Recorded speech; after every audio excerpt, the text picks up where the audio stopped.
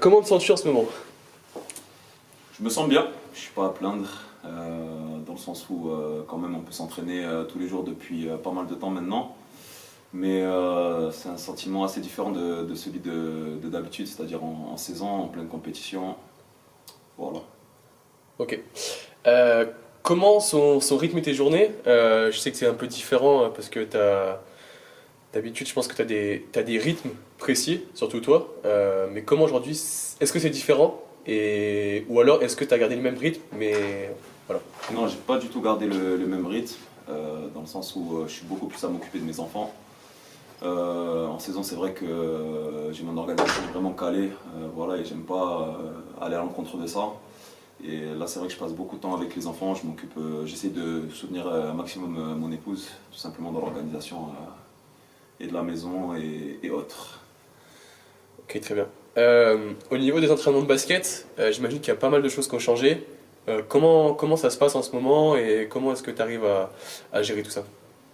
Pour te dire la vérité, c'est pas évident. C'est pas évident à la longue. C'est-à-dire, je pense pour n'importe quel compétiteur, ce qui nous anime avant tout, je fais une généralité, c'est la compétition. Et c'est pas évident. Ça fait un moment, ça fait un vrai moment là qu'on s'entraîne sans compétition. Après, on n'a pas le choix, c'est le boulot. C'est le boulot et on n'est pas à plaindre encore une fois. Je passe du moins moi par différents feelings. Mais on s'y fait et il n'y a pas le choix. Du coup, je rebondis un petit peu. Comment tu vis en fait le fait d'être dans cette incertitude par rapport à la reprise ou non? On sait qu'il y a beaucoup de championnats qui ont arrêté, hand, volley, foot. Comment tu vis cette incertitude-là? Je l'ai mauvaise, clairement je l'ai mauvaise depuis le début, hein. Encore une fois, moi je suis un gros compétiteur et je suis pas là pour jouer à la dinette. Donc soit on joue pas, mais il faut que ce soit clair et ça depuis le mois d'octobre, ça suffit. Est-ce que tu es toujours autant motivé qu'en début de saison ou pas? Ma motivation, elle est avant tout pour la compétition. Donc j'ai envie de te dire, ça c'est en moi, c'est inné, mais j'ai envie de te dire non, dans le sens où il n'y a pas de compétition. Mais bien sûr que je suis motivé en soi. On s'entraîne, il n'y a pas le choix. Mais s'il y a compétition, je serai motivé comme j'ai l'habitude d'être pour la compétition. Il y a un objectif précis. Donc je suis motivé, mais différemment.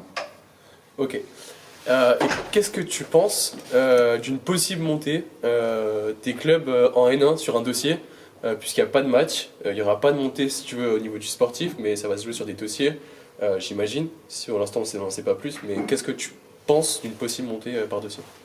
Je pense que s'il y a possibilité pour n'importe quel club, il faut savoir saisir l'opportunité. Je pense que pour n'importe quel club aujourd'hui en National 2, c'est beaucoup de sacrifices, beaucoup de travail. Et je parle encore plus pour Lyonceau, c'est du travail au quotidien. Ça serait la récompense de beaucoup de travail. Et pour les joueurs, et pour le bureau, et pour tous les bénévoles qu'il peut y avoir. Après, il faut être patient, hein. C'est pas aussi facile, ça dépend pas que du dossier non plus, il faut voir ce qui se passe au-dessus. Mais s'il y a moyen, bien sûr qu'il faut prendre, il faut savoir saisir les opportunités et sortir grandi de cette épreuve. Ah, bravo. It's good. Impec. Impeccable. Merci, Seb. Premier essai dans la boîte direct.